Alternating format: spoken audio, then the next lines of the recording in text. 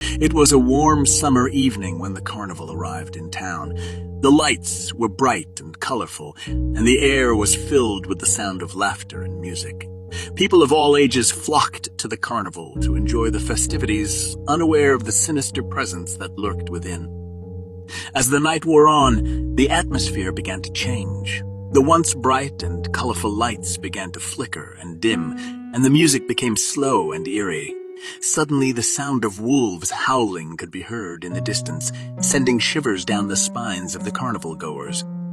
A young couple, Jane and Tom, were making their way through the carnival when they heard the sound of a baby crying. They turned to look and saw a clown holding a baby, its face painted with a sinister grin. The clown beckoned them over with a wave of its hand, but Jane and Tom knew better than to approach.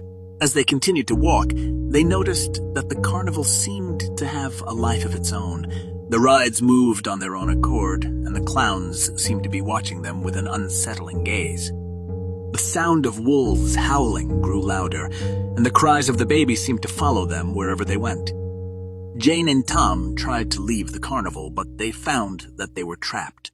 The exit was nowhere to be found, and the clowns seemed to be blocking their path. The sound of the baby crying grew louder, and they realized that it was coming from a dark and ominous tent. With a sense of trepidation, Jane and Tom made their way towards the tent. The entrance was covered with a black curtain, and the sound of the baby crying seemed to be coming from within. They hesitated for a moment, but the curiosity got the best of them, and they pushed aside the curtain. Inside the tent, they saw a sight that would haunt them forever. The clown from earlier was holding the baby, but it was no longer a human baby. Its eyes were red and glowing, and its skin was a sickly shade of green.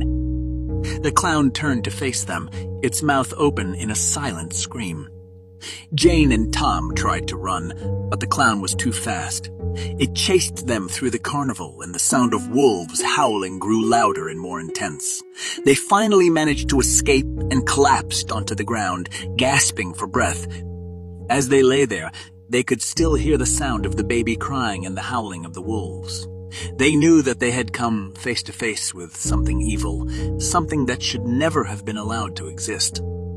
From that day on, they avoided all carnivals and circuses, knowing that they could never again face the horrors that awaited them.